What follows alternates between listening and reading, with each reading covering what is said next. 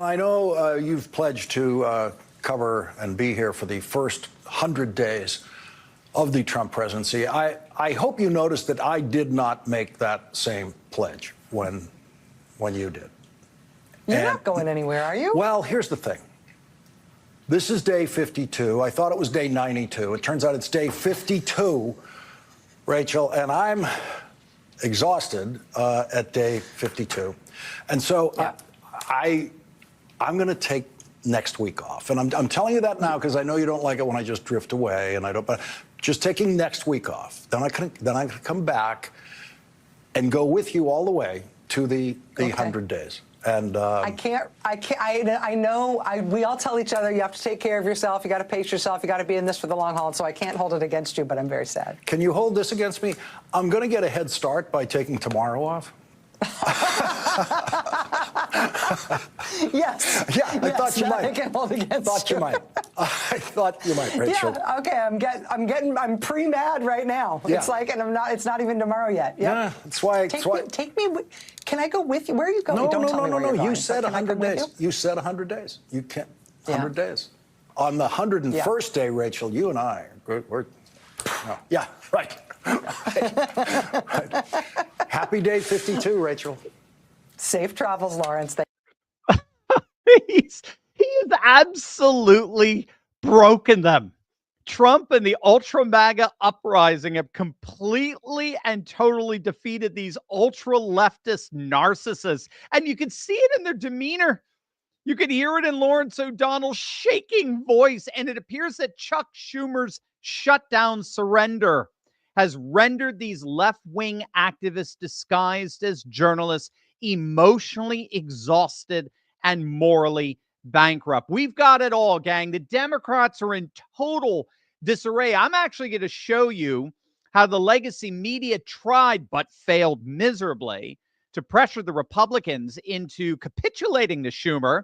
I'm going to show you how Schumer never had a chance in this shutdown showdown. And we're going to see the latest humiliating meltdown that has the Democrats in total disarray. Greetings, everyone. It is Live Stream Friday. As always, I am your host, Dr. Steve, your patron professor, here to celebrate with you the dawn of the new golden age that you made possible back on November the 5th. So if you want a front row seat on all things happening in the rise of a new civilizationless age, make sure to smack that bell and subscribe button. As always, we got a jam-packed show for you today. It is my pledge, my goal to make you feel smarter by the end of it all as we discover the deeper meaning of what's really happening all around us. Our super chats are, of course, now up, so feel free to send in your questions. I'll be happy to answer them all throughout the live stream. In fact, we actually have two ways that you can send in your questions, either through a one-time gift via our super chats or by becoming a Courageous Patriot Club member, where your one-time monthly gift will enable you to ask me as many questions as you like. So just click on that link below to join. You have instant access to all kinds of exclusive live Q&As and special content. Either way, it will be my privilege to answer your questions all throughout this live stream. It was no more than just a few short days ago, New York's very own Senator Chuck Schumer, apparently the best that leftists in New York have to offer, said this. Mr. President, the Democratic leader. Funding the government should be a bipartisan.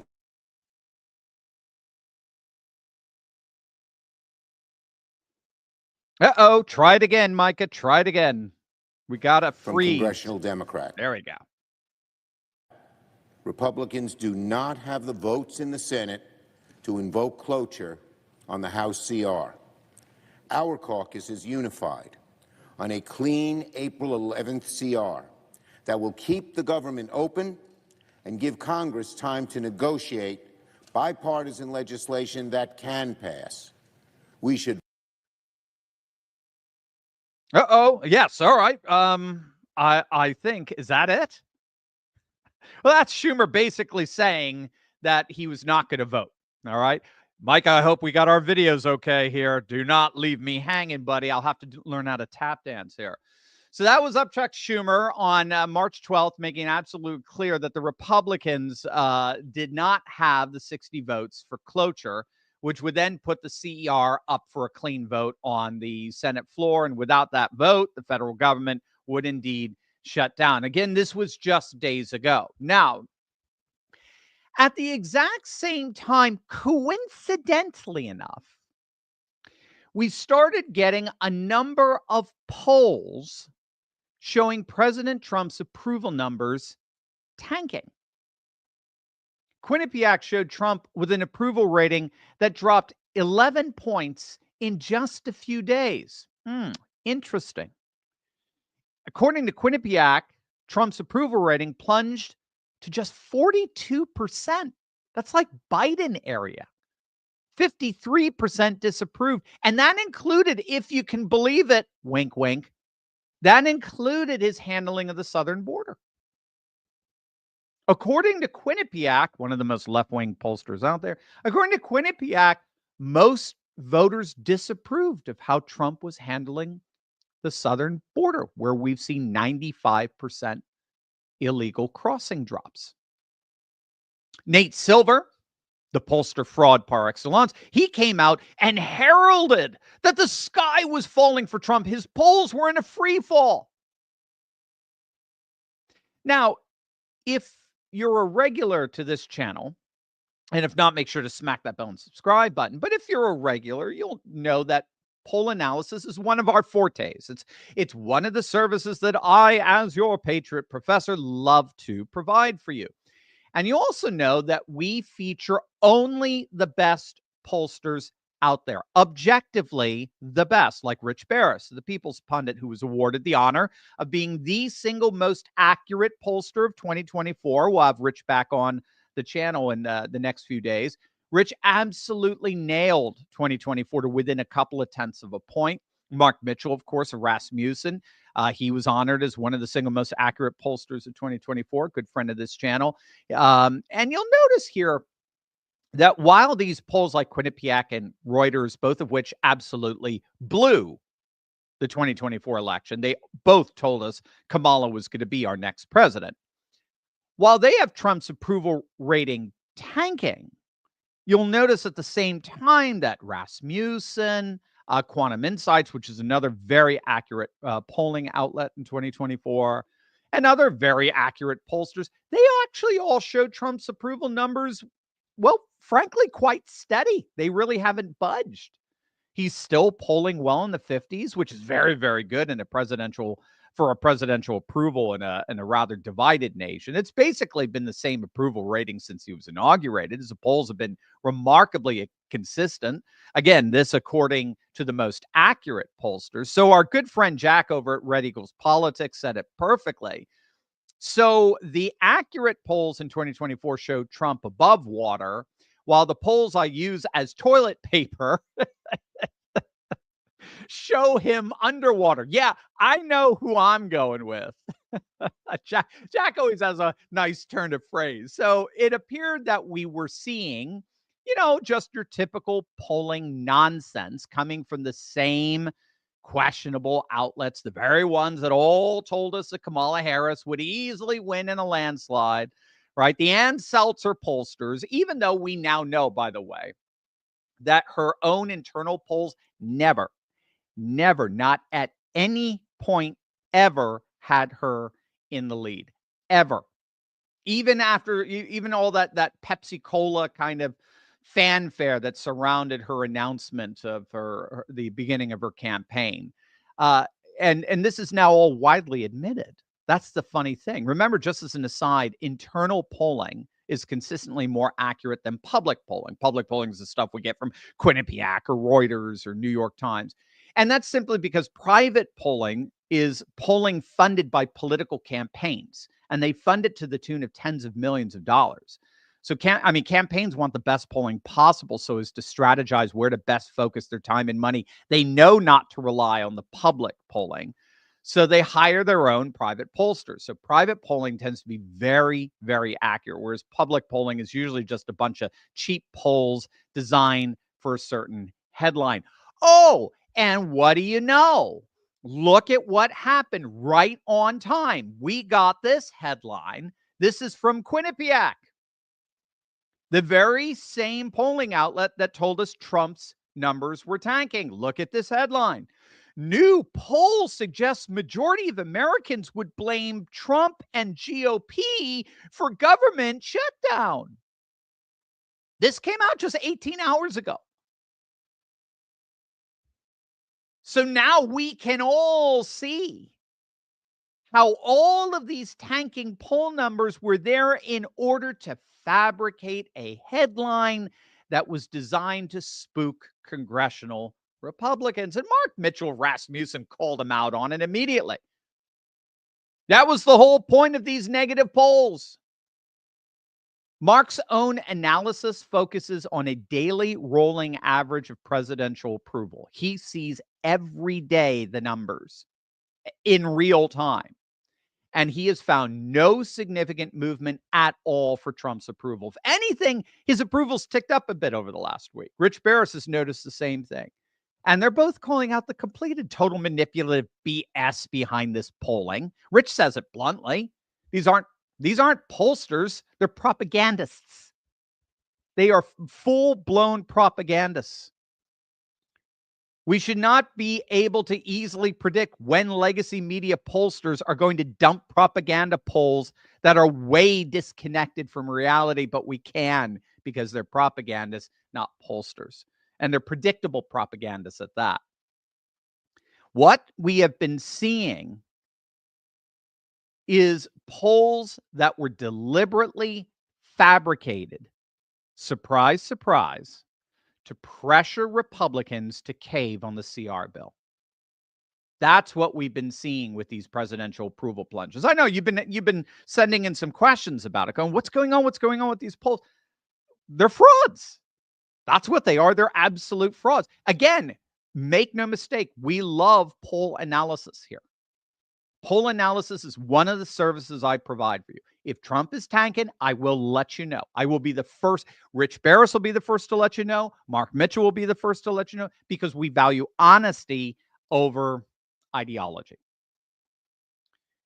What we saw from Reuters, what we saw from Quinnipiac, what we're seeing from CNN, they're all response bias polls deliberately manufactured to pressure Republicans to cave to Schumer's demands. Oh, and by the way, talk about karma.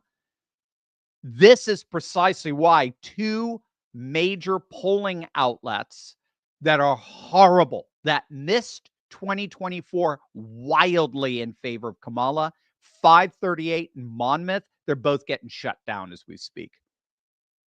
They're both getting closed down because they're a blight. They're a public blight on the dying, decaying credibility of the mainstream media. So the mainstream media isn't giving them the time of day anymore. Ironically, they still give Quinnipiac the time of day. And perhaps that's why, despite these efforts by the propaganda press, it did not work. Within just hours of publishing these polls, we got this. I believe it is my job to make the best choice for the country, to minimize the harms to the American people. Therefore, I will vote to keep the government open and not shut it down. Well, that was fast. That was fast. Can you say House of Cards? And it always was. I mean, we predicted that. Or to mix the metaphor, Schumer never had any cards to begin with. You got no cards. You got no cards. He didn't have any cards to begin with. He had no political leverage at all. Hence why the left-wing activists disguised as press and pollsters in the legacy media had to step in. They had to step in fabricating these fake polls like the Quinnipiac poll that showed Trump with a negative approval rating at the southern border. Even though every single poll last week showed Trump with an 80% approval rating at the border.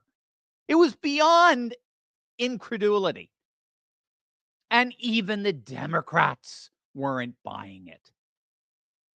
It was too hard of a sell even for upchuck Schumer.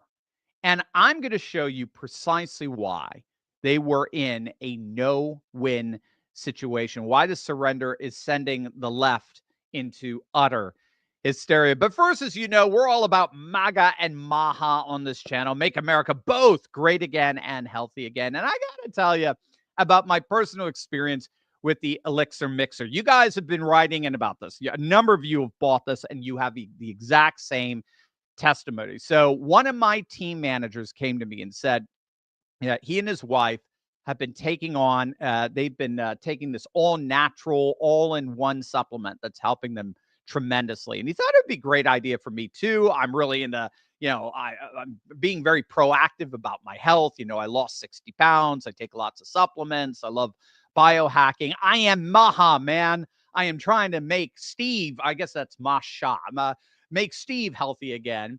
And so I tried it. And I got to say, I am on my second month.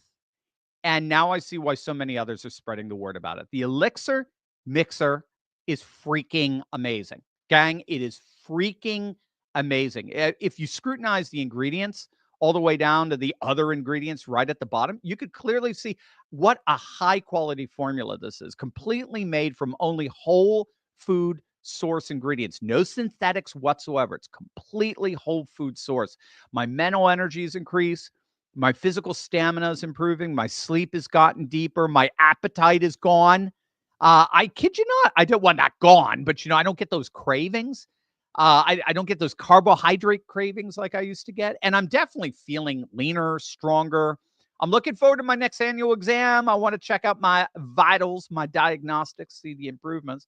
All factors and benefits considered, gang, this is a bargain. But to make it even better, I want to make sure you get the special extra discount on your order. That special code is Steve17 because you get 17% off. Steve17. Use that in the last checkout step, and you're going to save more on your personal monthly supply. This is one you want to take for life. As a matter of fact, I got to order my next month's supply. I'm almost done. And if you have a spouse or partner, just double up on your quantity so you're both supplied with the best your body can get.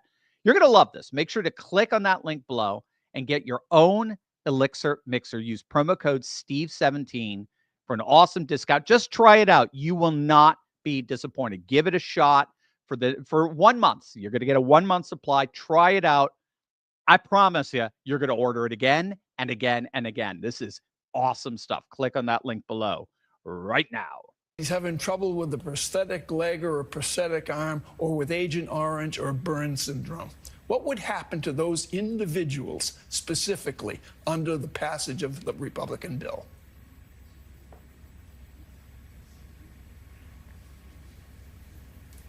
Hello? Looks like we've lost. I think we've lost the. Hakeem Jeffries has lost audio. I would have loved to have heard that answer. I would have loved to have heard that. I don't even understand the question. They're falling apart in every way imaginable, gag. I mean, at the very least, that was symbolic of what happens when Hakeem Jeffries is asked an unscripted question. When he doesn't have his talking points in front of him, he just freezes. I mean, it's absolutely hilarious. All right. We talked about this yesterday, but it bears repeating here. The Republicans, particularly Speaker Mike Johnson, who needs to get some awesome credit here, they put Schumer in a total no-win situation with the CR vote, deliberately so. So Schumer was literally danged if he did, danged if he didn't. So on the one hand, the continuing resolution would give the Democrats fits because it funded the government with Trump in charge of it, including Elon Musk's DOGE and Tom Homan's ICE. This is why the borderline illiterate Jasmine Crockett, this is why she said she was voting against the CR, because she said at least it would stop DOGE from firing everyone. And her reasoning, I kid you not, you can look this up on X. Her reasoning was that if you furloughed like all these hundreds of thousands of government employees, that would effectively stop them from being fired. I mean, they're furloughed, so you can't fire them.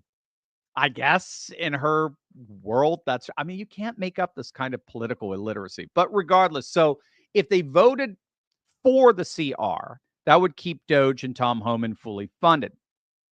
However, if they voted to shut the government down, that would in turn put the Office of Management and Budget in charge of running the government. And who is in charge of the OMB? Well, it's none other than this guy. That's Russell Vogt. And Russell Vogt is none other than the architect of the infamous Project 2025, the very blueprint for a MAGA takeover of the federal government that the political left has been hyperventilating about for over a year. They've long said, Democrats were long saying this guy, Russell Vogt, was the single most dangerous of all of Trump's cabinet picks because he was the one that was going to be in charge of the Office of Management and Budget, which is basically the heart, the cardiovascular system of the government. And if there's a government shutdown, it's the OMB that takes over. They're the ones who appropriate and decide where the money goes and which money is spent and who is considered essential and who's considered non-essential and the like. He takes over the government in effect, and Trump just sits back and smiles. And by the way, DOGE ends up having basically a blank slate since there's nobody there to put up some kind of administrative bureaucratic barrier to DOGE seeing all the computers. Here's how Eric Erickson put it. Democrats fell into the trap perfectly. If they agreed to fund the government, they'd fund deportation to DOGE. By refusing to fund the government, they're putting Ross Vogt in charge of a shutdown government. Magic Mike Johnson created a brilliant trap. Fund Elon Musk or unleash Russ Vogt. Either way, the Democrats lose. If they fund Musk and DOGE, they'll see a progressive uprising against them, which we're going to see in a moment. That's exactly what's happening. If they shut down the government, then they can be seen as fighters, all the while Russ Vogt cripples the government constituencies. Right now, Chuck Schumer and the Democrats seem inclined to unleash Russ Vogt on the government. This is when Schumer looks like he was going to shut things down. A fully empowered director of the Office of Personnel and Management who would leave open the monuments the tourists see and shutter all the parts of government that Democrats love. And then on top of it all, the real pollsters, not the propagandists, the real pollsters, those actually dedicated to the art and science of polling, like Mark Mitchell, have all recognized that it was indeed the Democrats who were going to be overwhelmingly blamed for the shutdown. Obviously, especially in light of their annex during Trump's speech to the nation last week. The Democrats have everything to lose in this. They're already ridiculously unpopular, down in the 20% approval. The entire country's been watching their cringeworthy resistance performances every week since Trump took office. Right? Who's that on yon? Who's that on yon? Who on earth do you think they're going to blame for this shutdown, especially when virtually every Republican voted for the bill, a CR that's identical to what the Democrats voted for just months ago? So there was no way Schumer was going to win this. There was no way the Democrats were going to come out on top of this. And again, it's because they simply have no political leverage. Remember, politics ultimately is not ideology. Politics is power. Politics is all about the use of power. It's all about leverage. And the Democrats have no political power. They have no leadership. They're on the 20% side of all political issues, hence why they only have 20% approval. Trump and the Republicans are on the 80% side of all political issues. And to make matters even worse, no one trusts the legacy media anymore. That's why Lawrence O'Donnell is having to take a little vacation for a week. He's not just seeing his precious liberal world dismantled right before his very eyes. He's realizing that no matter how much he talks into the microphone, nobody's there to listen. And now even their propaganda pollsters can't come to the Democrats' rescue anymore. They certainly couldn't rescue Kamala. You think they're going to be able to rescue Chuck Schumer? And so it's no surprise that Schumer caved. He'd rather go with the option that averts the wrath of most Americans, the option that doesn't have the vast majority of the country blaming him and the Democrats for shutting down the government. But then again, while Schumer averted the wrath of most Americans, His caving only ended up provoking the wrath of the far left. Wait until you see who was absolutely seething over all this. This is gonna make your day. But first, gang, now that Fauci has been pardoned, RFK is obviously going to unearth what most of us already knew about the pandemic. It's so sad that this effort won't help the tens of millions who've never felt the same after getting the virus or the mRNA shots. We all know someone with a personal story. I mean, Pfizer's been forced to release a detailed list of side effects associated with its COVID-19 shots. And a common concern among those side effects is what's called long COVID syndrome. You've heard this. Maybe some of you have had it. It's a condition that leaves people feeling brain fog, chronic fatigue, shortness of breath, lingering for months, in some cases, even for years. Well, the good news is that the wellness company is here to help with their new long COVID syndrome support. So you get 4 doctor-formulated nutraceuticals with 5 to 8 plants and minerals in each bottle, each designed to address the root causes. So you get Ultimate Spike Detox, you get Mind Lift, you got elevated energy, and you get healthy heart. Dr. McCullough recommends a durable recovery through holistic health, with COVID syndrome support being an essential part of that. So right now, you could save $40 off on the bundle, and you can get an additional $34 off plus free shipping. Just click on the link below, head on to twc.health/Turley, and just use code Turley. That's my last name, Turley, to take action today for a healthier tomorrow. That's twc.health/Turley. I'm worried that Trump is on the edge of creating a civil war. He alluded to it more than once. He alluded to the fact that if he did not get reelected, that there could be a civil war. What does Trump expect? Oh, I believe he expects violence. I believe he expects confrontation. I believe he's working toward a civil war. We're not going to get goaded. That's, of course, Maxine Waters, Mad Max, Congress's resident borderline illiterate, who at the same time is setting a new standard for cringeworthy wigs. I don't know what the deal is with that. She's claiming that Trump is the one who's trying to incite a civil war. Now, keep in mind, while she's given that press conference, this is what's happening over at Trump Tower in New York City.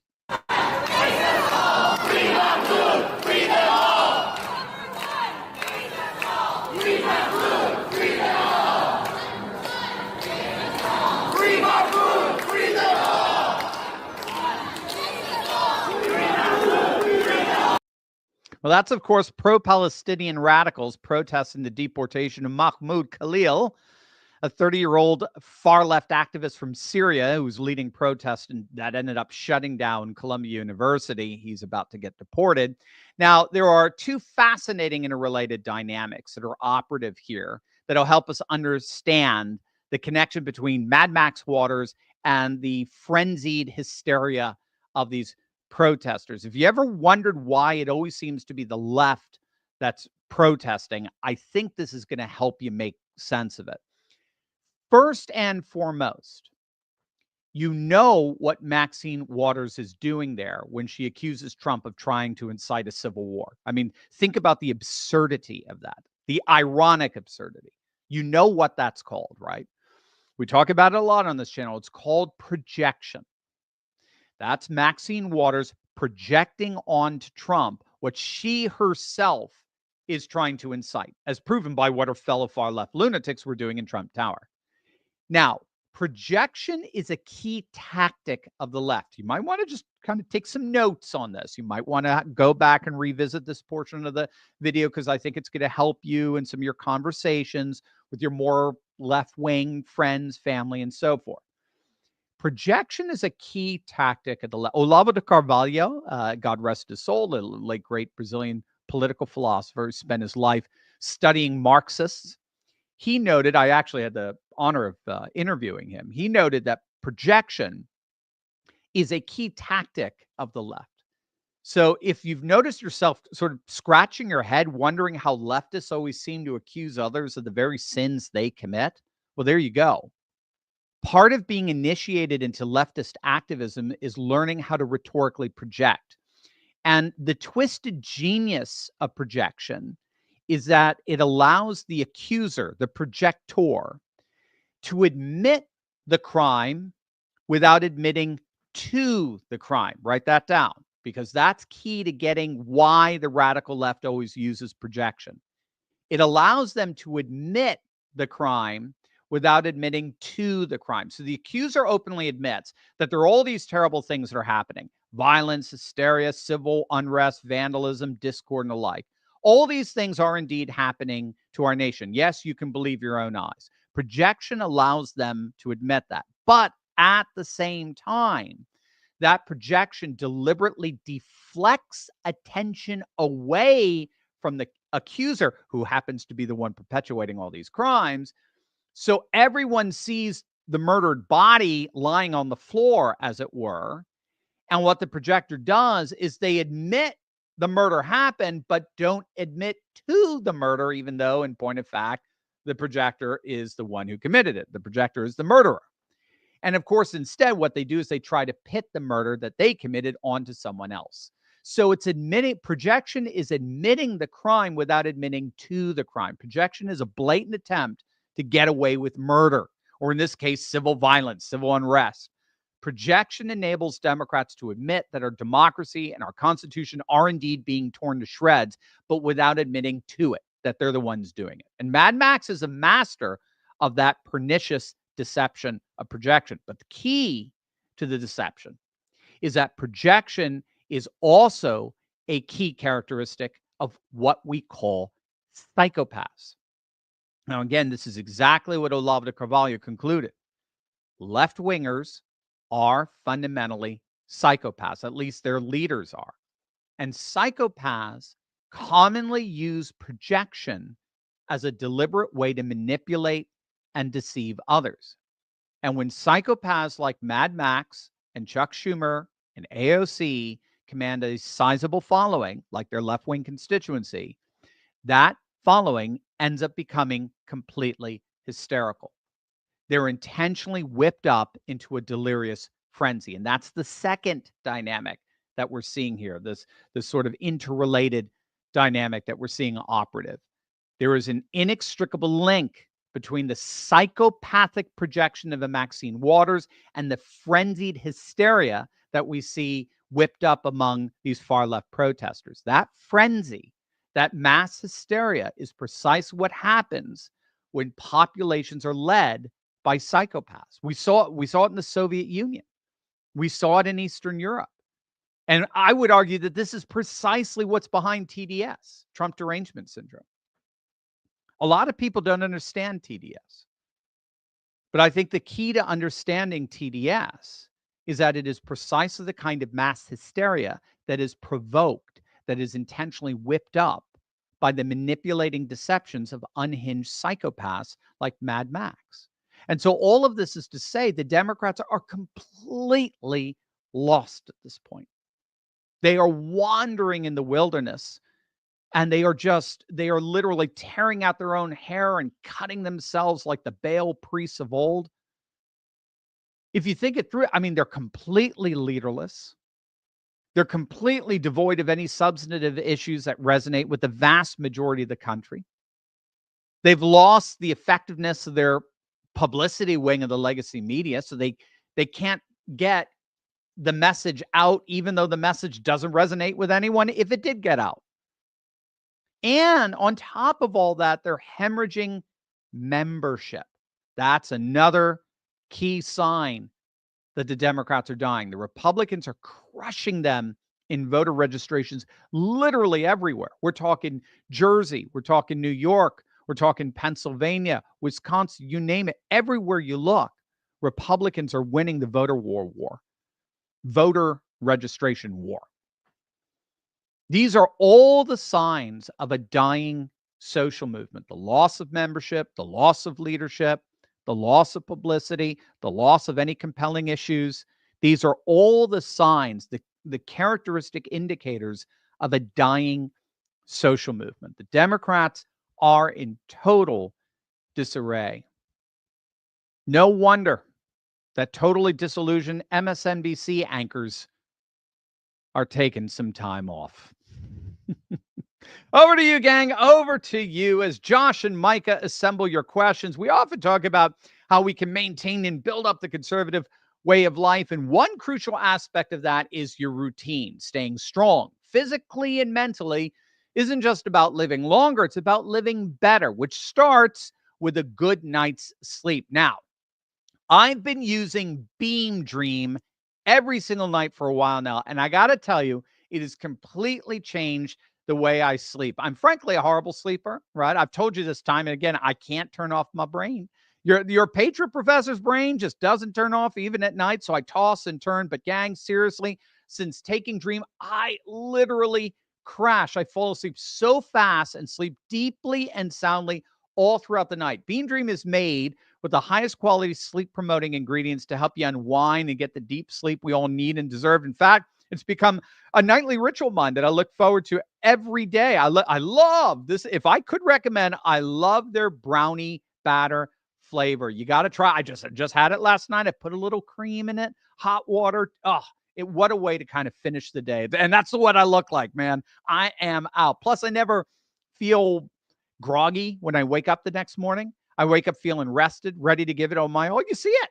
I mean, it makes a huge difference in how I show up every single day. Well, right now, you could save up to 35% off with my exclusive Beam discount. Just click the link below or scan the QR code on the screen. Use code Turley at checkout. Gang, it's time to stop letting sleepless nights hold you back. Transform your sleep and your day with Dream because you deserve it. Click on that link or scan that QR code right now. All right, guys. What do we got? What questions we got? Maximilian. Oh, we're starting with Maximilian. Today is the death day of Karl Marx.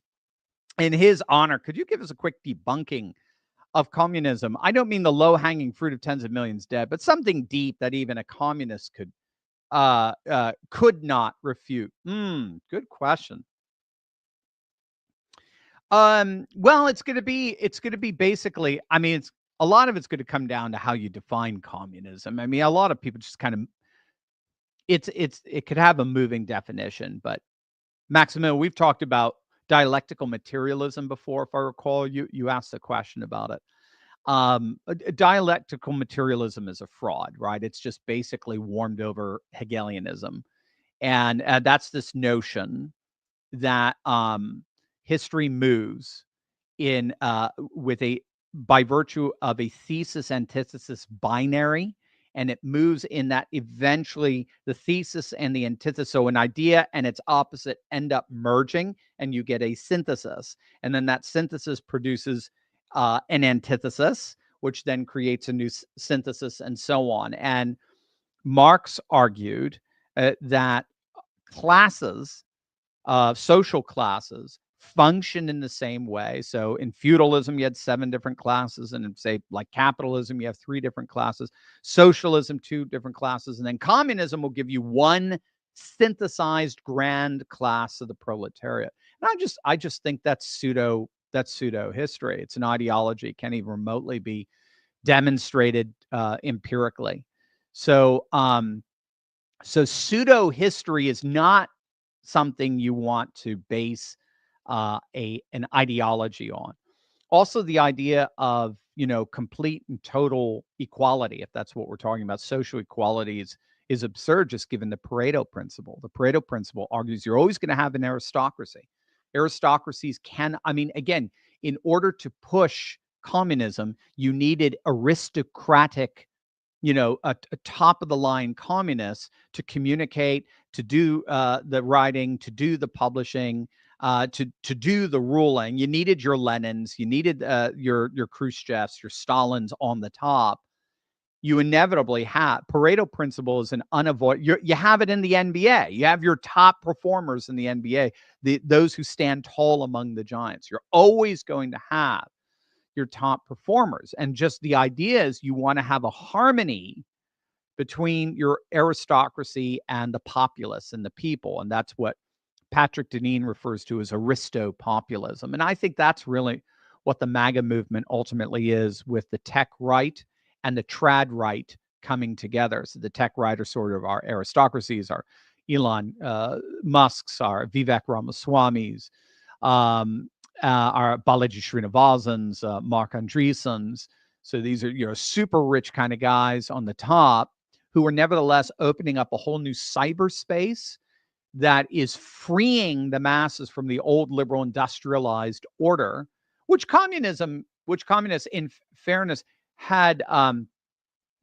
There was certainly plenty that they could rail against. There were certainly plenty of abuses. I mean, we've certainly seen it with globalism. I wouldn't say globalism's full-blown communism, but nevertheless, I mean, in a sense, it is. I think Marxists more or less made their peace with wealth and transferred more over to culture, cultural Marxism, and cultural differences that they're kind of blending together in all these bizarre ways. But nevertheless, you're always going to have an aristocracy, and the important point is to have an aristocracy that uses their power and wealth as a means of materializing, of realizing the values, interests, and concerns of the people. And I think that's your ideal society, and that's not communism. And then, like you said, and then you have so much death and graveyards in its wake that it seems to have refuted itself. It was also radically atheistic. It tended to be socially deterministic. So that's part of the dialectical materialism. So the idea is you are a creature of your society. You don't have free will. Everything you do, everything you are, is determined by social forces that are beyond your control. And while I think society, culture, and so forth are extremely influential in your choices, in your worldview, in your outcomes, whatever, while they're extremely influential, they are not ultimate. They are not absolute. Because again, then you would have to ask what social forces are creating communism. Right? Communism is not the free choice of somebody's penetrating investigation to the nature of things. Communism would itself be socially determined, and therefore it's not right or wrong. You see, there's no moral leverage for the system because it would be yet another social construct and nothing more. So while society is certainly influential in our choices and our outcomes and so forth, it is not absolutely determinative in that we do have a free will that can break out of those social cultural limitations. We see that all the time, especially Elon Musk coming out of South Africa. So anyway, there you go, Maximilian. I hope that helps. Rotcorp, everyone says last week was one of the worst weeks for the Democrats. Personally, after last night, I'd say maybe this week. And the week of May 26, 1865, when they lost the Civil War, as worse. Also represent Al Green, old man Al, and his cane every time he waves it around. I can't help but think about Preston Brooks and Charles Sumner incident. And Emperor Palpatine Pelosi, hint, hint, would say, search your feelings, Al Green. Let the hate flow through you and give yourself to the dark side. I love it. I love it, Rotcorp. Yeah, I think this week was pretty bad. Again, the legacy media tried to come to their rescue with these fake polls with Trump tanking in his approval rating. What gave it away to me is the crosstabs that showed, particularly in the Quinnipiac poll, that showed a majority were against his border policies. That's just patently absurd. I mean, that has just been contradicted by every single poll out there. So yeah, they tried to come to their rescue, and it just seems to get worse and worse for them. Terry, isn't it a fact that Senator Schumer reneged on a sweetheart deal he had with Speaker Johnson and leaders Jeffrey? Representative Massey accused Johnson working out a 40-vote buffer with leader Jeffries, one Democrat yay for every Republican nay. Jared Golden of Maine canceled out Massey's nay vote. And in that case, hasn't Schumer destroyed his credibility by changing his mind a second time? You know what, Terry? You're getting into nuances I didn't catch. And I can't comment. I don't know. But if that's the case, it would sound like, yes, he has destroyed his credibility yet again. I don't think Schumer, credibility and Chuck Schumer do not tend to, they don't tend to go together in the same sentence. MAGA 24 Hour. Dr. Steve, I read an article on Citizen Free Press about Trump considering weaning off U.S. support. Oh, for Puerto Rico. I did not see that. You guys are ahead of me, man. Interesting. That would be very interesting. I would wonder what his reasoning is for that. No, I'm not right or wrong. I'm just curious why that is. Is it does it go back to the way Democrats tried to exploit the whole Puerto Rico thing from the Madison Square Garden rally? I mean, you just think about what. Just think about what. I'm sorry. I'm going to kind of go off on this tangent. Think about all the insane things the Democrats have been saying, particularly Maxine Waters, right? And how they always get a free pass. Always. And then this comedian says one joke, which is actually, well, I'm not going to say, but he says one joke about Puerto Rico, and that became a feeding frenzy for CNN and MSNBC and the New York Times. It was a feeding frenzy. Absolutely absurd. So I don't know. We'll have to keep an eye on that. Very interesting. He is definitely, well, I was going to say he's definitely looking towards the north and the Arctic. That's a huge thing for him, especially he's very nervous with China making inroads through Russia into the Arctic, the Arctic streamways, as it were. But he's also talking about the Panama Canal. He's also looking south too. So we'll have to see what he decides.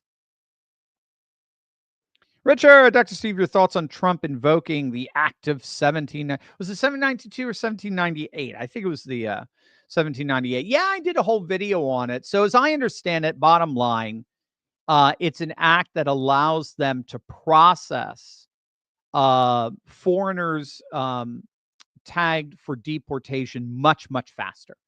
So it's basically a wartime footing act. The one snag with it, as I understand it, is that it tends to be linked only with countries we're at war with. So if we're at war with Japan and we're trying to deport some Japanese citizens in our country, this act would enable the executive administration to be able to deport them much quicker. They won't have the chance to be able to appeal the deportation anywhere near as much as they would were you were dealing with someone, say with a green card or what have you. So it speeds it up. Trump has been very frustrated how slowly the deportation is going. We only have about 30, 40,000. Some are as high as 60,000. It's hard to figure out what the figures are. And he wants millions. He wants millions by the midterm. He wants them out. He knows we're dealing with about 30 million illegals. So 30,000, 60,000, that's nothing. That's a drop in the that's a drop in the ocean, as it were. Deborah, Syria looks like a huge mess. The slaughter of minorities and Christians is stunning. How can Trump and America substantially do something without getting involved? Economic pressure, world boycott. That's a good question. Well, obviously, we the United States State Department under Obama and Biden helped with this. Unfortunately, we decided to get rid of Assad. And we use chemical weapons as an excuse for that. That gives us some kind of moral leverage, moral high ground, and throwing them out. And then you get this. So every time the United States seeks regime change, we always leave chaos behind. So hopefully Trump has learned his lesson. Has learned that lesson, I should say, and we'll never do that. It's going to be hard. I mean, we are giving them aid because we did support this. We did support ISIS. We did support Al-Qaeda in fighting against Assad. It's insane, but we did. This is exactly what Tulsi Gabbard was complaining about, and what they tried to pin her as treasonous as a traitor, speaking out against American foreign policy. And yeah, it's just it's a mess. It is. It's a mess. But the leader of the HTS, the new ruling party, who is putting in a Islamic theocracy akin to what we saw with the Taliban. Theocracy is on the rise literally everywhere. It's kind of the new form of like ancient modern government that's resurfacing fascinatingly. Yes, part of it is, you've got pro-ISIS folk now in power, and ISIS does what it is, and it's pretty disgusting. It's pretty horrific. So I don't know if we can cut off aid, but outside of like actually getting militarily involved, I don't think there's a lot we can do. We can try to raise awareness. I don't think ISIS cares, to be honest with you. It's their, as far as they're concerned, it's their civilizational sphere. And we can do what we can diplomatically, but it's obviously very, very limited. And it's just a tragedy, a tragic failure in American foreign policy. Check up another foreign policy failure from the globalists. Hi, Q. Thank you for the pound sterling, as always. The illegal who set the girl on fire on the F train, New York, will not turn him over to ICE. And from what I've heard, the left might actually pay for a fancy lawyer to defend him. It is insane. It is insane. There is a term that scholars refer to called dissensus. Dissensus. That is particular to left-wing activism. So it's the opposite of consensus. And what dissensus seeks to do, dissensus sentiments, as opposed to consensus, is to overturn the political order. So dissensus tends to be the tool of the political left, the revolutionary Marxist left, in overturning what they consider to be a capitalist bourgeois system. And so what they do is they have, certainly since the 1960s, they drew from the protest movements, the protests of various social movements like the women's suffrage movement of the early 20th century. They drew from that as political theater that enacts this dissensus. So taking over college campuses, taking over town halls, taking over streets, public streets, city streets. What it does is it's an acting out, it's a performative acting out of the disruption of the social order they claim is, patriarchal, hierarchical, and the like, the unjust capitalist social order. And what scholars have noticed is that they tend to use aesthetics as a way of materializing this dissensus. And I left out, and the key with the dissensus, is particularly with these protests, these mass protests, is that, and this is the way the leftists think, the marginalized become central. They occupy central space now. And those who are central, those who have power and so forth, end up getting marginalized. That's the idea. So it inverts and flips society upside down. But part of that flipping society upside down is using aesthetics as materializations of this dissensus. So they deface paintings, particularly in European museums, right? As a way of literally starting over, of painting over a past unjust racist society. Or they topple down monuments or erect graffiti on the monuments as a symbol of that the unjust social order is toppling down. So they use, and then it's interesting because, and it explains why the trans hill is the hill they're willing to die on, because the trans person is dissensus embodied. The trans person is the marginalized brought into the center, and the center marginalizes. And men wearing women's clothing, identifying as women, is the toppling of gender norms, you see. So this is what dissensus is. And so when all is said and done, big picture, I think it helps to explain why, no matter what, they are always siding with those who normal, sane, quotidian society consider to be those worthy of marginalization. They always side with the criminal. They always side with the terrorist. They always side with the illegal migrant, you name it. They always side with those we believe ought to be marginalized, because dissensus all involves centralizing the marginalized and marginalizing the central. So I think that helps to explain how they behave and why they think there's some kind of moral superiority to it.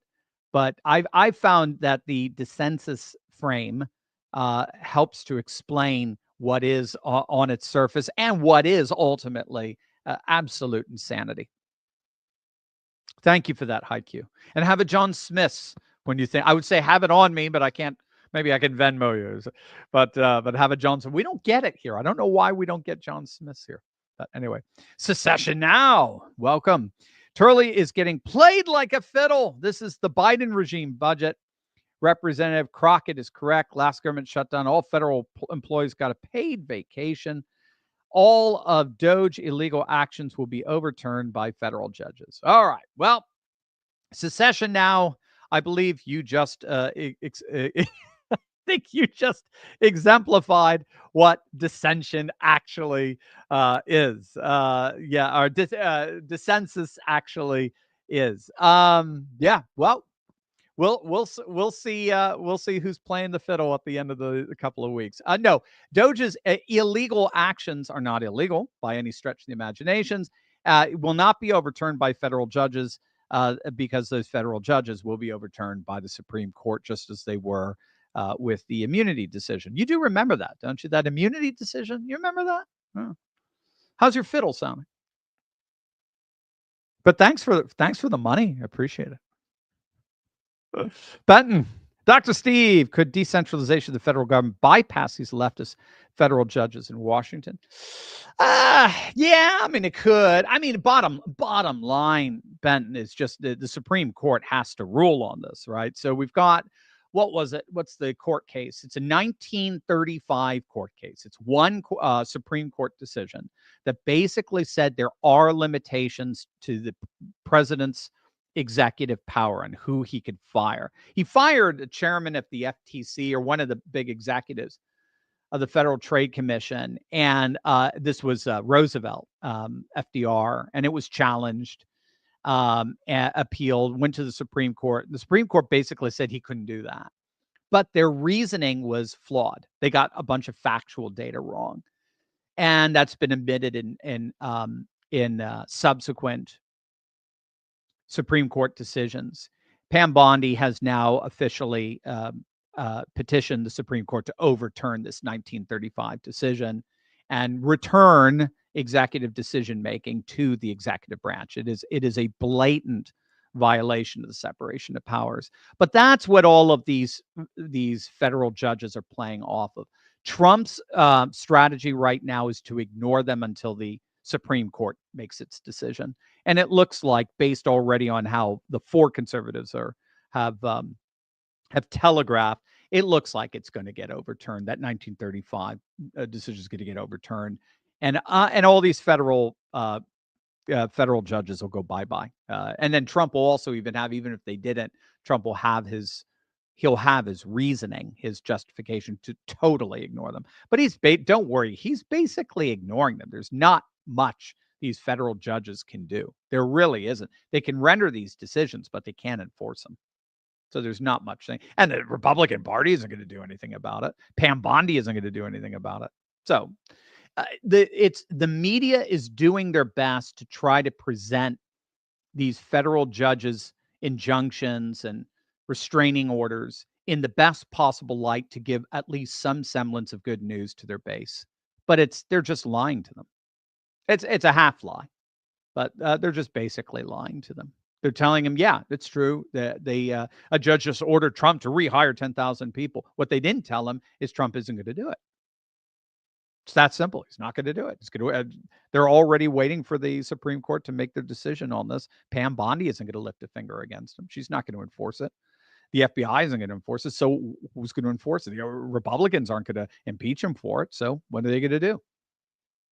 So don't be too freaked out about these federal judges. Though, having said that, sorry, Corkbender. Having said that, I know it's the principle of the matter, and we're very pissed off that they're even doing this in the first place, given that our government, our constitutional structure is based on the separation of powers. We get very upset at that, and rightly so. Good morning, Dr. Steve. Do the Democrats have any issue they can stand on that the American people could get behind? I can't think of anything they can stand on right now. So Corkbender, I've been thinking about this because I'm trying to get a read of where they're going to go. And I would figure it would be the one issue that they would, that has 80% support that they could double down on. There isn't one. That's why they're freaking out over Musk. That's why they're trying to turn Musk into the boogeyman. Right? You even got that from the guy who said we're being played like a fiddle. Yeah, you've got to turn DOGE into the boogeyman. That I guess their internal polling and their focus group research showed that DOGE, of all the things Trump is doing right now, DOGE itself and Elon Musk were perhaps the least popular, but we're seeing consistently getting 60% approval. So I think they feel that they can maybe, with a concerted effort, knock him down maybe 10 points in approval. And then maybe they'd have a chance with possibly getting 52% behind him. But eventually, if they can knock him to the 40s. The problem with the strategy of trying to politicize DOGE, and we've talked about this, is they're trying to politicize the pre-political. They're trying to politicize something that is inherently pre-political. And what do I mean by something that's inherently pre-political? They're trying to politicize something that the vast majority of the country supports regardless of their politics. They're trying to partisanize something that is transpartisan. So where you stand on DOGE will not be determined by whether you're a Democrat or Republican. Now, the Democrats are trying to change that. They're trying to rally their faithful to hate DOGE. But their faithful don't hate the attempt to eliminate waste, fraud, and abuse. Now, 20% do, but they all work for the federal government, right? So 20% do, 20% all again, but that's it. So I'm with you. I think the only option they have right now is to try to make something that's pre-political political. And it's just very frustrating. They're just smacking against the wall. I don't know how they're going to be able to do it. DOGE is very popular, will remain popular every time they produce results showing how much government is wasting, on like trans mice experiments and stuff like that. And I've seen Democrats try to defend it. So, but those are very important to, test drugs on the effectiveness on drugs on trans infected people trans who are infected with a virus. It's like, rationalize it away, bud. Go to town. This isn't prescriptive. This is descriptive. If you tell the American taxpaying public that tens of millions of dollars of their money are going to these programs, 90% of them are going to hate it. It has nothing to do whether they should hate it. It has everything to do with they are going to hate it. It's descriptive. This is it's called reality. We're living in reality. And that's what makes MAGA so powerful right now, is it's parked solidly. They call it the common sense consensus. It's parked solidly in reality right now. Descriptively, the vast majority of the country wants DOGE to gut the waste, fraud, and abuse, period. And the Democrats are doing everything they can to say, you ought not to want that, or you ought to be upset at Elon Musk. But they're not. So what are you going to do? So there you are.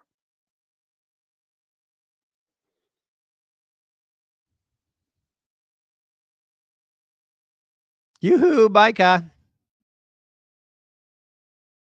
Are we stuck?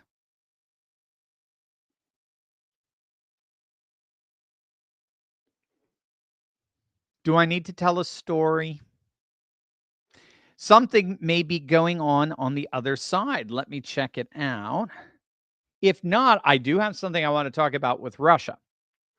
Let me see what's going on, dude. Well, while we're waiting for Micah, the conservative talk radio guys are getting they're getting this, and I even saw it on Fox. They're getting the whole ceasefire agreement wrong. I heard on a number of occasions yesterday, even saw a number of articles on conservative media, that Putin had agreed to the ceasefire that was brokered by the Trump administration. That is not true.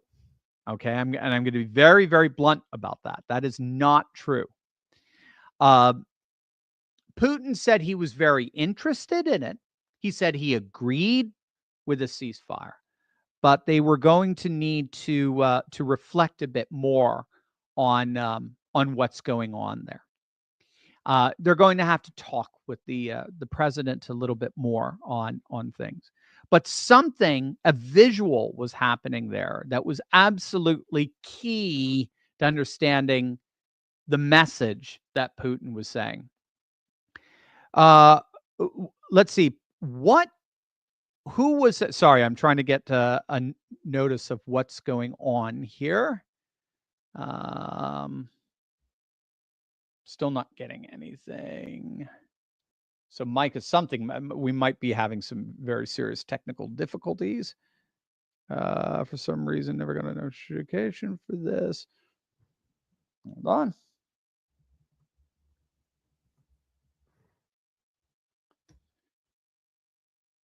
I had to put an exclamation. Oh, I'm back. Okay, dude. But let me finish off. Who was sitting next to Putin when Putin was giving his press conference and answering the question of whether he supported the ceasefire with Ukraine? It was Lukashenko.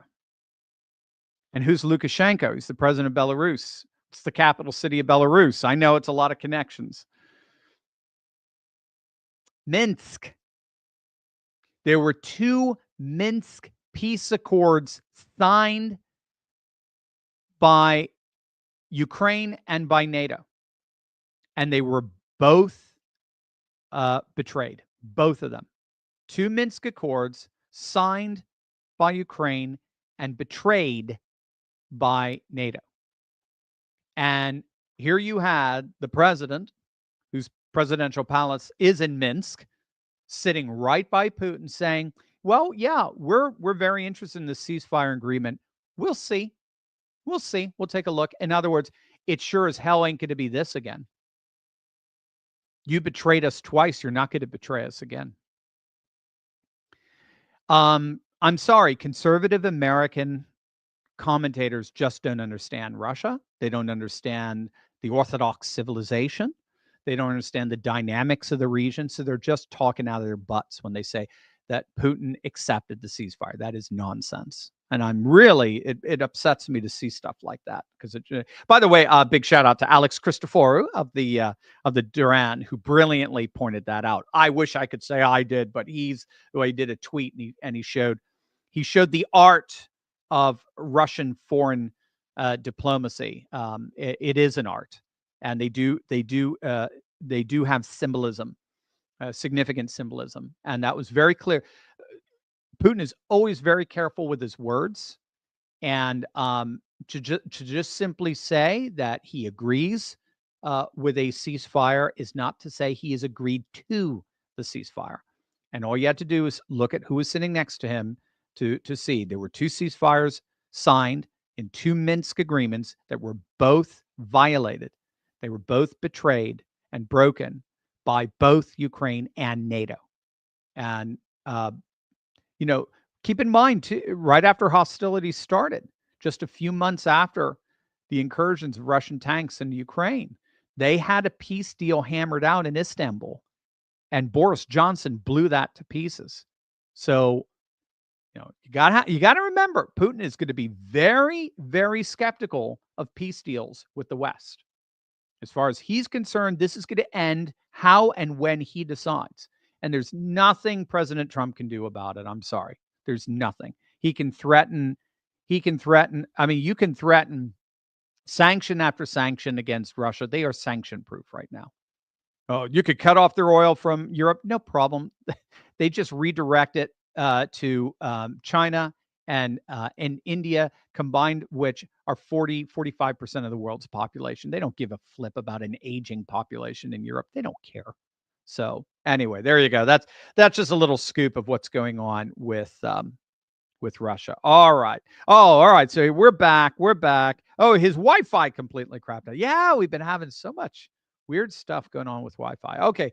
RoboGuy75. Is it me or Pam Bondi is Pam Bondi a disappointment? Cash, I think, is doing fine, but I'm not seeing as many arrests or even that Epstein list, and people are losing faith and want to replace with someone else. What do you think? Well, again, it's still early.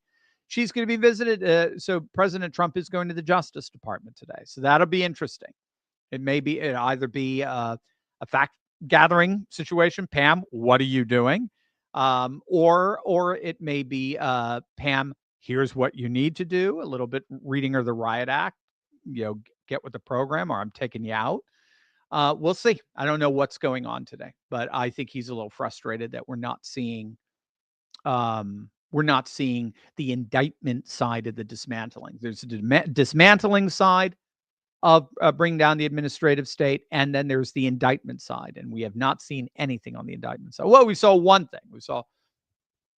We did see, apparently, Cash has announced that there were a couple of agents that are getting prosecuted for basically being traitors, but we'll see. We'll have to see. Right now, yes. Right now, it appears she's a disappointment, but we'll have to see if that bears fruit. I reference to Ellen DeGeneres and Rosie O'Donnell self-deporting. It's important to remember that their high level of crazy is partially caused by them both living a lifestyle that the Bible calls an abomination in Leviticus 18:20, not to mention 1 Corinthians 6. It's easy to laugh at them, but much harder to pray for their souls, which we should all do. Well, of course, Paul. Absolutely. Absolutely. Yeah, it's important to point out, too, and I understand this line may be blurred a bit, but I do call them out, both Ellen and Rosie, as symbols, not as necessarily as people. I wish, and I've said this about Rosie, and Ellen, I wish them only the best. I wish them the highest happiness and human flourishing. But their antics, like the women at The View, their antics are symbolic of a culture that has gone sick, very much like what you're talking about there. Yes, it involves individuals, but there's also a holistic element. The individual is a microcosm of a larger macrocosmic reality. And it's that reality. It's that reality of a degenerating culture that I tend to call them out for as self-appointed leaders of. So, yes, with you there, Paul. We always need to be praying for everyone. Amen. Right, Corb, Dr. Turley, I'm getting started establishing a personal holding company, LLC, wow, to protect me crypto investments as an LLC holder. Any friendly suggestions or advice you could give legally? Ooh, good question. I have a business. Well, here's one for you, because I was going to say I have a business partner who could give you that advice. So, when I went into broadcasting, I knew that one of the things, um, I I had to know my strengths and I had to know my weaknesses. And my strengths are obviously my analysis and my research and my rhetoric, my ability to communicate. Those are my strengths. But my weaknesses is I didn't really know anything about running a business. I've done it before. I actually used to run a nonprofit, but this is way back in the day. And so I've done it, but I don't necessarily like doing it because it does. The more I have to focus on running a business, the less time I have to putting together the research to be able to be your Patriot professor. So I went into business with a business partner who is brilliant at all that. He's brilliant at setting up businesses. He's brilliant at marketing. He's brilliant at all the in workings and outworkings of hiring people and strategizing and growth and so forth. So I would recommend finding a business partner. I think business partners. I heard Kevin O'Leary talking about this.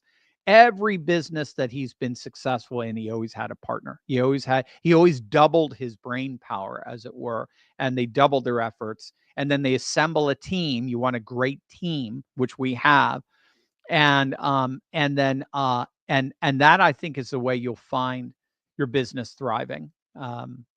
And then when you're having, when things aren't going so well for you for whatever reason, this is the way life works. It's got its valleys, it's got its peaks. You've got somebody that's got your back during that time, and when things aren't working so so for them, they've got you to get their back. And so it's just, to me, it's interesting. Christ sent his apostles out by twos. Two tends to be a number of witness, like the two tablets of the 10 Commandments or the two testaments. So he sends his witnesses out into. There's something about doubling your brain power with a partner. So that would be. It's not specific to an LLC, but and he would be somebody who could obviously give you all that kind of info and insight into what LLCs bring to the table in terms of advantages. Johnny the Whiz Kid, remember when I asked you love advice on a Japanese girl? I do. Well, now I'm wondering how it worked with you and your wife. I'm trying to bring a Japanese girl here. She would have to leave her culture behind. Not merely are willing to do that, nor am I willing to sacrifice my lifestyle in the United States. Please tell me how you two compromised or whatever to get together and have her live in the United States. What can I tell my future girl to persuade her to try a better life here? Very good question. Love advice for Johnny. Love advice from the Patriot professor. I could just hear my wife just looking at me going, what kind of mistake did I make 30 years ago? And it's been 30 years. It's crazy. Yeah, for my wife, it was a little different because I met her in the States. She had already come here to study music at Peabody Conservatory. She's a couple of years older. She was already here for 4 years. And she found that she liked it. She liked the United States. She liked the freedom she had. She liked her friend. My wife is extremely relational. And so she liked being anchored around her friends. And then also, my wife is very traditional in that sense, in a sense as well, in that, when we decided to get married, I mean, she was going to be with her husband. Wherever her husband went, that's where she was going to be. Now, ironically, we've never moved that far. We got married in Baltimore and we ended up 20 minutes from Biden's basement in the Philly area, just an hour away. So we never moved very far from where we are. But again, I think that's also, and I tend to feel that as well. She has very, very close friends here. And so I want her to be near her friends. She accompanies and she performs a lot. She teaches. So she has an artistic life here that I want her to hold on to. But I do think I may be a traditionalist in that sense, but I do think that if you do find a bride, she should be going with you. She is your helpmate. She's not somebody to be abused or anything like that. Obviously not, but she is your complementarian one, right? What is it? God didn't take Eve from Adam's head to be on top of him. He didn't take Eve from Adam's foot so that he could step on her. He took Eve from his side so she could be a complement to him. But I do believe the man is called to lead. And I think women want men, competent men, to lead. And so if you decide that it's good for the two of you to live here in the United States, I think she should be there with you on that. Rock Dog, Dr. Steve, Richard Madcow. Richard Madcow and the Democrat plantation and the rest of the drive-by media over the last week seem to have gone full Baghdad bomb. I believe it's further proof that their legitimacy is falling faster than Bubba Clinton's pants with an intern.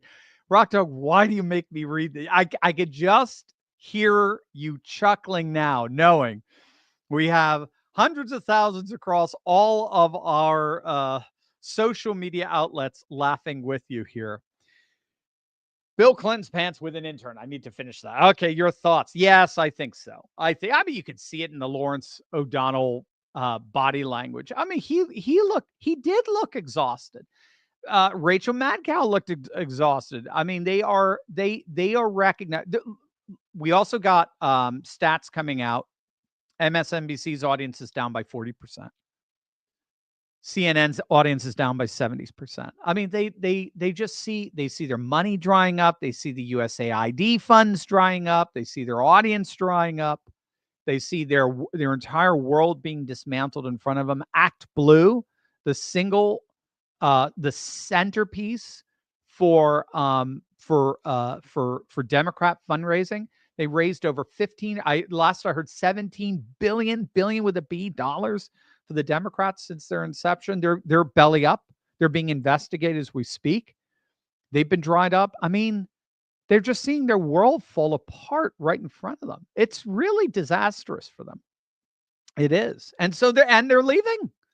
As we see with Ellen and with Rosie, they're leaving. They said enough.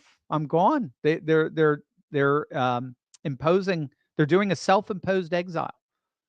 So yeah, I think they're going Baghdad Bob. That's right. There's nothing to see here. Everything is fine and rosy and so forth. No, I as a matter of fact, I think Baghdad Bob was more convincing. Rock Dog, Dr. Steve, I'm starting to believe that both the Demon Rat plantation may go the way of the Whigs by 2030. Interesting. So you're talking within 6 years. The last 16 to 18 years, they haven't groomed quality leaders, and now they have no one that can win a national level. Your thoughts? Yeah.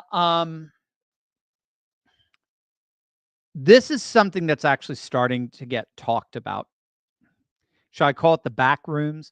So it's not. I mean, some are starting to put it on the editorial pages. But I'm hearing it more. I'm hearing just more rumblings from prognosticators in the back rooms saying, they'll give them another 10 years, but eventually Democrats they're going to split apart. They're an unsustainable party because, again, they have no issues. They have no leadership, as you pointed out. They have no voice. Right, their legacy media is silencing them. That's why they're all trying to start podcasts right now, and then no one's listening to the podcast. Ask Michelle Obama, and they have they're losing membership, and those are the 4 characteristics of a dying social order: loss of leadership, loss of issues, loss of voice, and a decrease in membership, loss of membership, and the theory is then the Republicans split. That's the other part of it. So you'll basically have 2 off-brand Republican parties. And they might split around the tech right and the trad right. That will be interesting. So that the new aristopopulist society will itself produce 2 different parties, which we want to have. That's the idea of a democratic republic, is you want to have a singular constitution that's interpreted and executed with two viable options, playing off of each other, opposing each other, but then also creating some kind of consensus with each other, almost Hegelian, but not quite. And it may end up being sort of the two wings of that fully united Republican Party, or it could be MAGA and Maha kind of splitting. Maha, the more left wing populists and the right wing populists. Suddenly, all of a sudden, we do go back to a horizontal politics of left versus right versus the vertical, the people versus the political class. Once we resolve the problem, the political class, the Democrats go the way of the Whigs, and then Republicans. There's going to be a Republican who's going to tap into a movement that's getting disaffected within the aristopopulist structure, and that he'll be the bootlegger, as it were, to kind of bring them out and create a viable second party. So that's the theory. So we'll have to see. But we're talking most likely a decade off, or, as like you're saying, 4 years off. So we'll see on there. Life of Brian. Massey would say the Schumer CR farce was just the left-wing theater, while the House did some right-wing theater. All stage could be. It could be. But again, it's a theater where there is political. It's theater that's pushing political leverage, and it's theater to try to either fabricate some leverage or to show off real leverage. And in the end, Republicans showed off. They had all the leverage. So now the right-wing theater, I'm not sure. Massey should be one to talk, dare I say it, in terms of theater. I know he's got a big fan base. I'm fine with it. I mean, I'm willing to. They know something about him I don't, because I don't see it. I don't get it.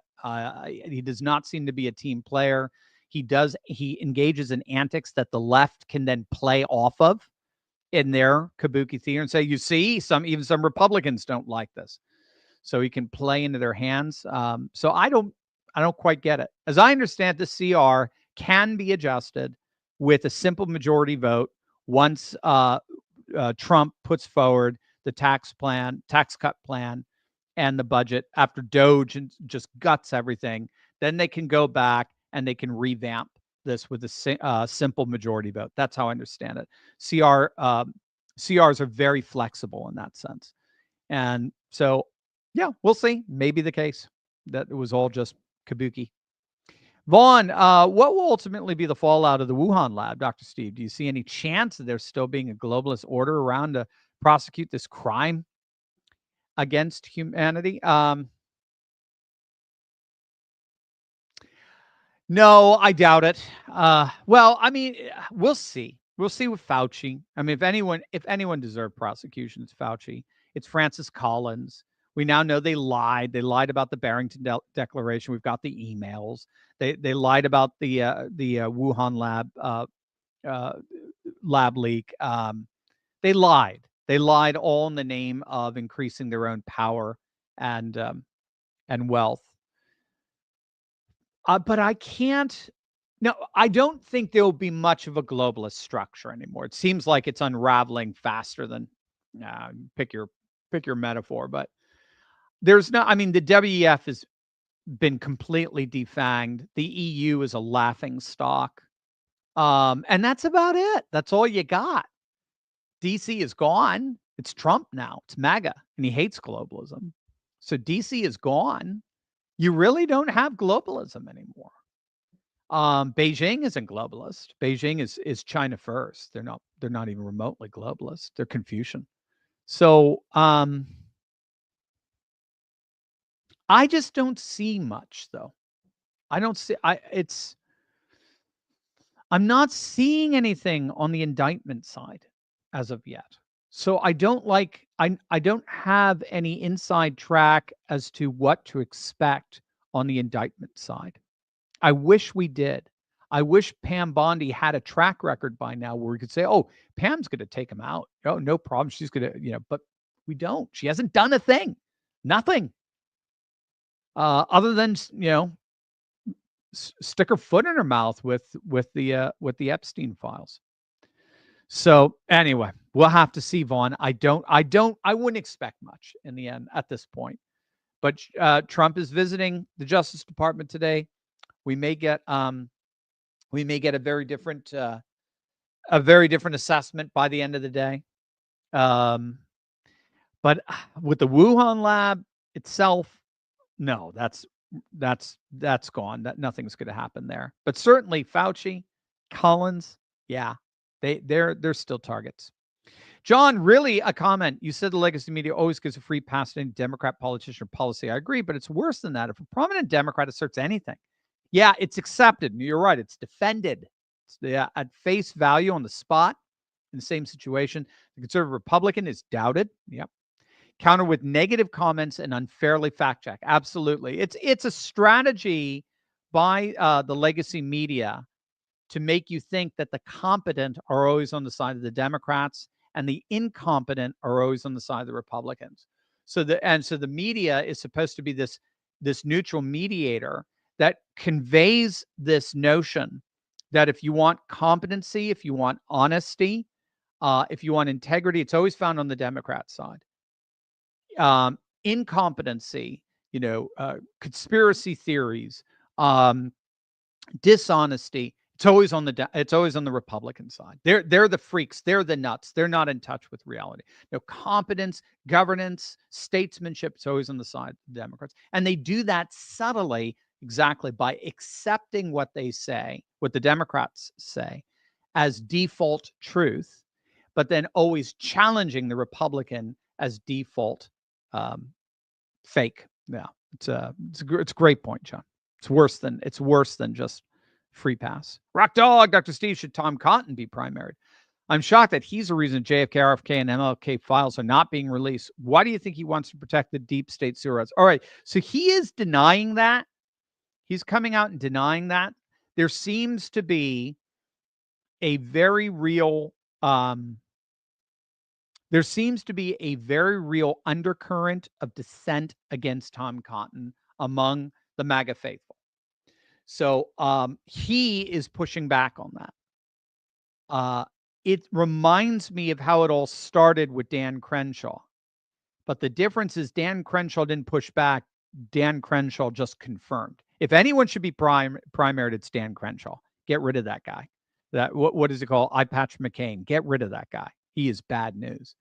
We'll have to see with Cotton. He denies he's the reason behind the files being obstructed. He's denying that. He's denying a lot of what the undercurrent of MAGA are accusing him of. We'll have to see. It's going to get played out. At this point, no, I don't think he should be primaried, and it would be a waste. It's like trying to primary Massey. That's a waste of time. Massey's going to win by 80% of the vote. It's just an absolute waste of time. Brian, my dear friend, do you suspect that we'll have to wait until June for these rogue leftist judges to be reined in? It's pissing me off every time I read that an unelected judge tries to thwart the will of the American voters and usurp the proper role of the executive branch. Yeah, I'm so with you on that. And that's what I mean. I think the key with that, and all the best, Brian. Brian's my old colleague from Eastern University. We are both post-Eastern at this point. Although Brian is soaking it in beautiful Florida. Yeah, what's upsetting all of us, I think, is the very fact that they have the gumption to do this, that they have the gall to do this, and just how blatantly pathetic they are in their decision making, and how unconstitutional it is, and how it's obviously weaponized opinion. Hiding behind the judiciary, the robe. So it is an extension of legalized lawfare. I mean, that's basic, weaponized legalism. And I think what made the four conservatives so upset about the latest decision, the 5-4 decision, where Roberts and Barrett sided with the other three freaks there, was it just sent all of this back to, it was a procedural vote, a procedural decision, not a merits-based decision, that sent it all back through this appellate process that the four conservatives saying shouldn't even be happening in the first place. Let me look it up here. So the decision they're all going back to is this 1935 decision. Let's see if I've got it handy, that you could do a little research on. It's actually really interesting.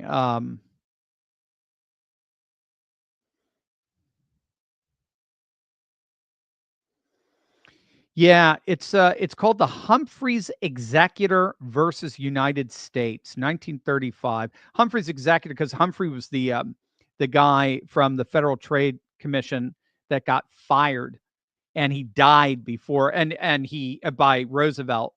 And what he did is he appealed the firing, but he died before the decision in 1935. So his executor had taken up his cause. So it's also just Humphrey, the decision. And it got factually wrong some aspects of the case. It claimed that the FTC was under the jurisdiction of both the legislative branch as well as the judicial branch, along with the executive branch. So the executive could not fire this executive of the FTC, when in point of fact, no, the FTC was entirely constitutionally under the executive branch. So that's what a lot of people said, as these judges just blatantly got it wrong. But this has been used by these federal judges to justify claiming that the executive does not have authority over the executive branch. Another thing, another sort of loophole, is we're told in Article 2 what the president is has authority over in terms of hiring, but there's no mention of who he could fire. So they use that ambiguity as a loophole as well. And it works both ways. Most Supreme Court decisions have always said president has a blank slate of who he can fire, because if the constitutional framers were concerned about limitations on the president of who he could fire, they would have put it in the Constitution. They didn't. They put some limitations on who he could hire. There are at least just some boundaries of who he can hire within the executive branch, but there's no limitations of who he can fire within the executive branch. So easy. And so everyone, say even these four justices, four conservative justices, said, look, when this comes to us in our session, it's supposed to be in the spring session, as I understand, when it comes to us, the appellate process of what these unelected federal judges are doing, we know we're all going to decide on behalf of Trump and the executive branch, just like we did with the immunity decision. We all know we're going to decide. So why are we going through this theater? Why are we allowing these federal judges to continue to render all of these stupid restraining orders and the like? Let's just end it now. But no, Barrett and Roberts said, no, you have to go through the process. And they just have no time for it. The good news, Brian, is Trump isn't paying one whit of attention to this. He's not paying any attention at all. Their default position right now, as I understand it, in the Trump White House, ignore everything coming from these federal judges until the Supreme Court makes its decision. And then that's what they're using as their justification, that this is going through the appellate process, and we are doing our status quo from what we decided until the Supreme Court renders its decision. And they expect that Supreme Court, again, Pam Bondi has filed a formal petition for them to overturn the Humphrey 1935 decision, which all these judges cite when they get in the way. So there you go. I know it's frustrating, but in the end, it's not going to make any difference. James, remember when the fossils Democrats said buy American? That's right. That's right. Tip O'Neill and all. Now they're mad about tariffs when Trump wants to bring jobs back with tariffs. Yeah, because they all became globalists in the end. The Democrat Party made its peace with globalism. Marxists made their peace with billionaires. They became billionaires. They found they could become much, much more powerful combining billionaires with bureaucrats than they could just with bureaucrats. So, and billionaires don't like tariffs because tariffs get in the way of their profit margins. So it's that simple. Democrats have become globalists.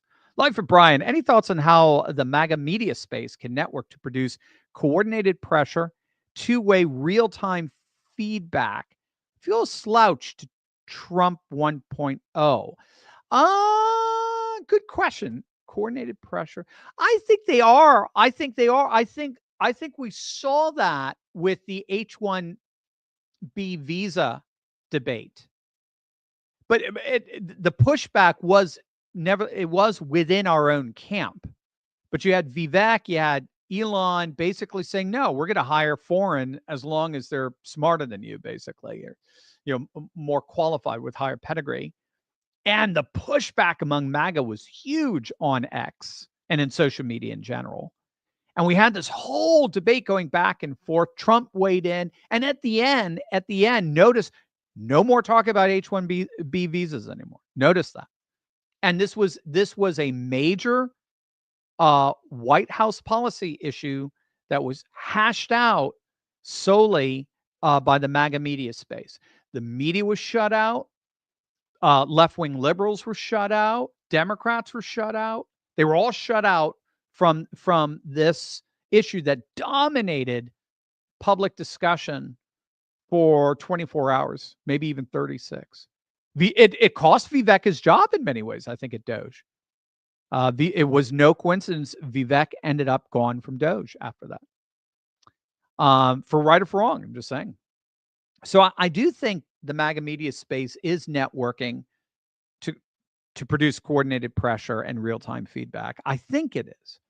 But if it is going to be, it's going to be X, because X is instantaneous. There's always a lag with YouTube, right? It takes time to, but I guess you could do YouTube live. Like we're doing now. That'll give you instantaneous, like exactly what we're doing, pressure and feedback. But I think it's going to be X. And it seems it's doing very well. Over 100 million users and all. It's doing very well. So good question. It's going to be the next, probably just the next phase, as it were, of techno-populism, of exploiting internet-based technologies to be able to bypass the old legacy media structures, the way email and texting bypasses the post office, kind of thing. Secession now, you're back. The trans mice experiment is the only one you should be cheering for. They were literally looking for a scientific cure, yet that's what you cut. Yeah, because 80% of the public doesn't want it, dude. Sorry, you're on the wrong side. Can't help you. I think this is a joke. You got to be joking. You can't be serious. Put that back. Put that back. Where is he? Put that back. Secession now. What is? Can you do back secession now? No. Okay. Missy H. Dr. Steve, could you do a future show on this? Look into it deeper. Just remembered a random fact. Obama's mother worked for USAID at one time. Okay. From Wiki. Research focused on women's work on the island of Java and blacksmithing in Indonesia. To address the problem of poverty in rural villages, she created microcredit programs while working as a consultant for the United States Agency for International Development.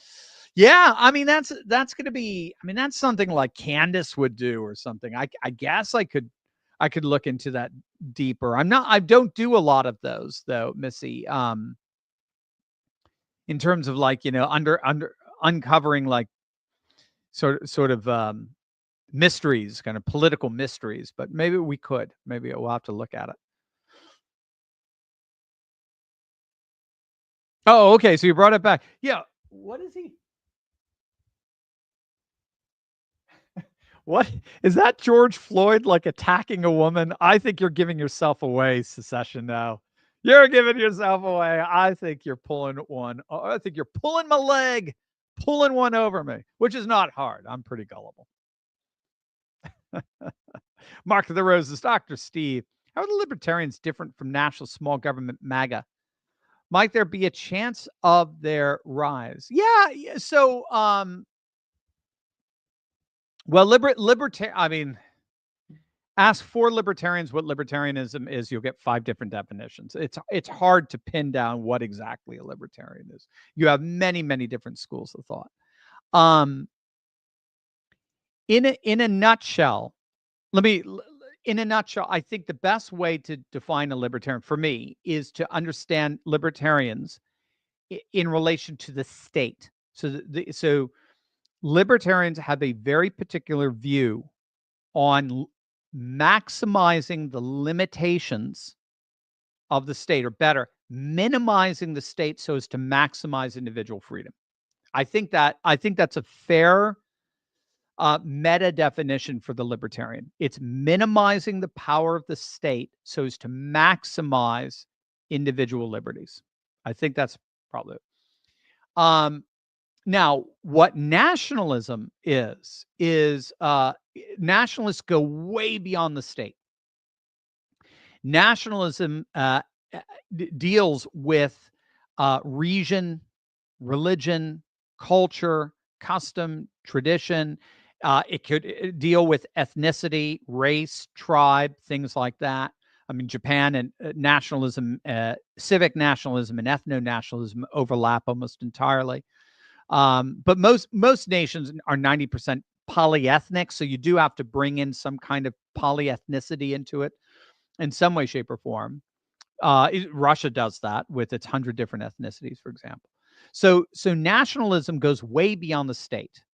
Nationalism involves tradition, custom, culture, region, space, and symbol, ritual, religion, and so the nationalist is concerned about the um, assault on the various particulars that make up national identity and national flourishing. It goes back to the root word natio, which is related to nativity, the place of birth, right?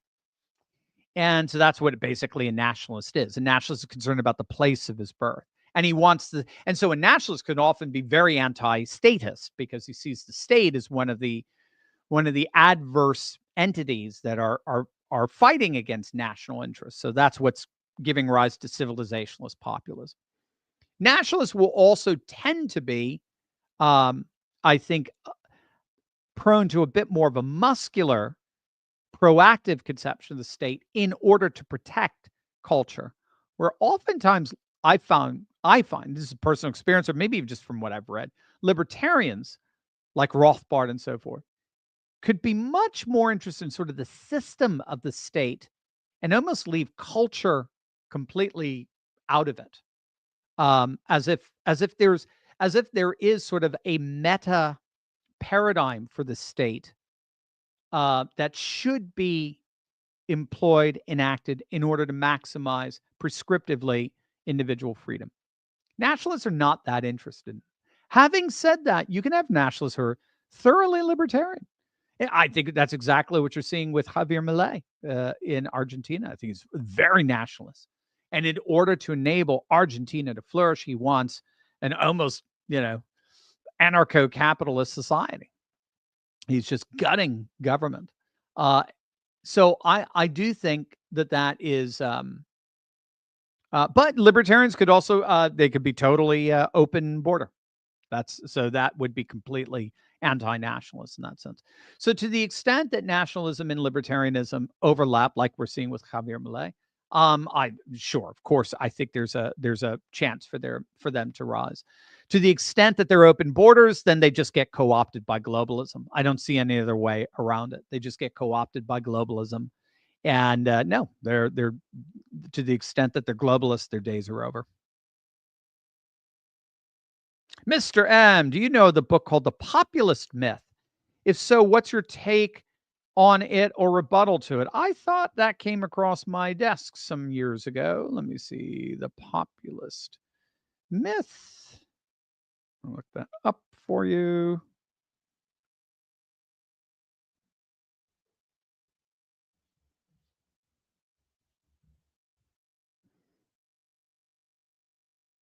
So I'm a slow computer.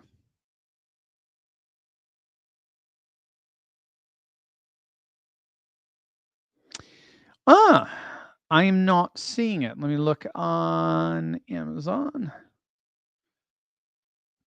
Does it go by another title?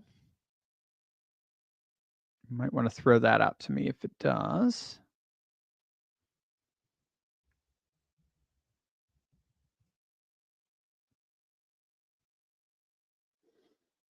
I'm not seeing it, Mr. M.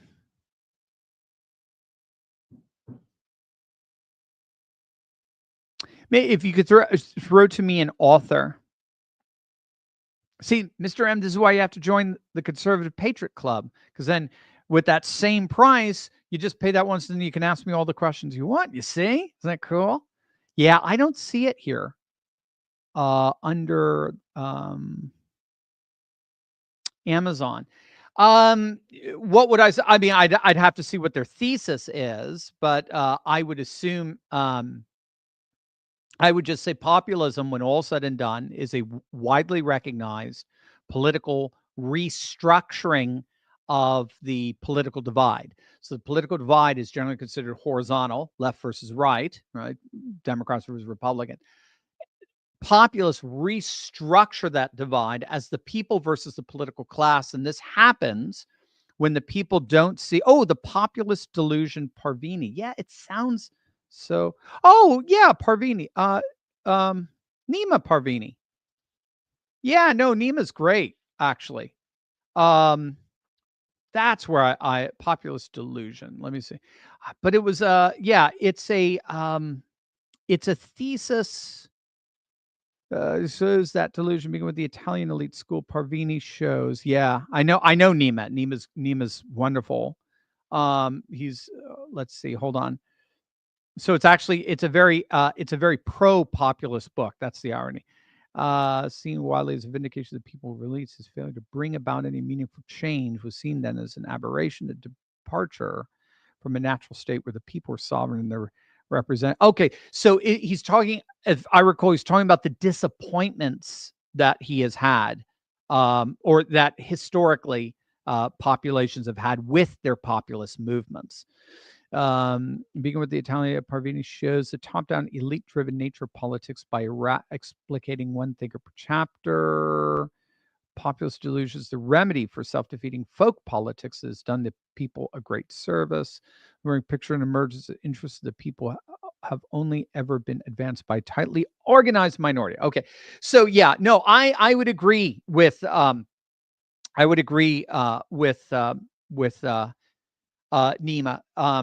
So Nima is arguing that, if I recall, I'm a pure populism, almost like a French Revolution populism, where you eradicate the aristocracy, will never work. Because ultimately movements only work with an era. All our founding fathers were our aristocrats. It only works with that top 1%. The top 1, top 10, whatever, however you want to put it, they're the only ones that can actually make a politics work. But they have to do it in such a way that is harmonious with the values, interests, and concerns of the populace. You can't despise the population. That's an oligarchy. But then the population can't get rid of the aristocracy, because then with the guillotine, because then that's just mob rule, and you'll get nowhere with that. You'll be conquered by Napoleon. That's basically, I think, Nima's argument. So the populist delusion is not an argument against populism per se. It's an argument against a mob rule form of populism, with leaders basically charlatans claiming they're gonna be your messiah, that kind of stuff. Nima Parvini's right on. I love Nima's work. So there you go.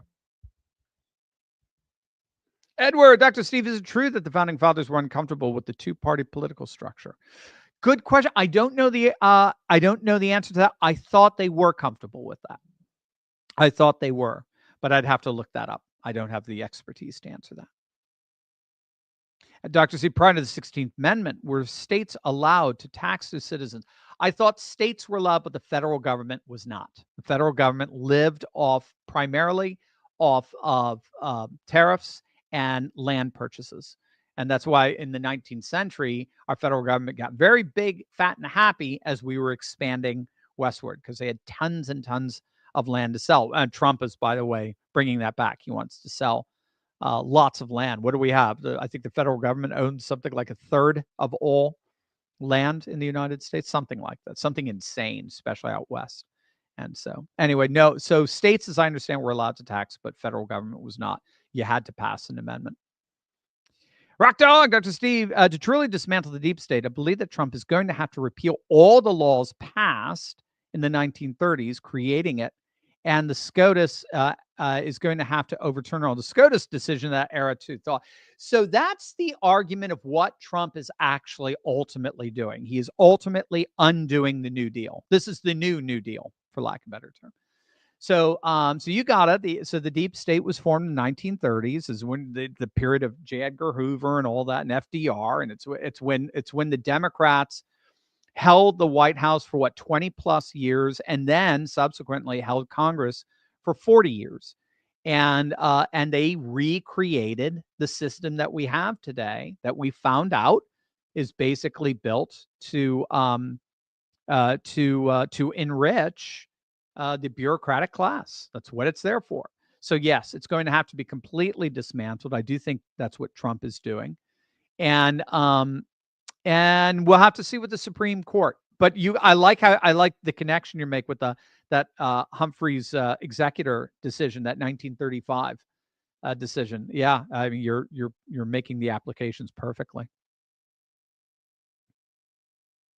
Paul Louisa, Dr. Steve, would you ever consider appearing on Gutfeld? Oh my, that would be great. I don't know. I'm not funny enough for that. Those guys are so funny. But I would love it. I'd love to appear on Gutfeld. Sure. That'd be great. That'd be an honor. All right, guys. Awesome. Have a wonderful, wonderful weekend. If anything comes up, I will be definitely doing a live stream or a live video with you guys. Make sure to check out all the really good. We got amazing interviews on all this weekend. I've got some great discussions that you're going to love. So make sure to keep tabs of what we're doing all weekend long. And then until then, I'll see you on Monday. God bless you guys.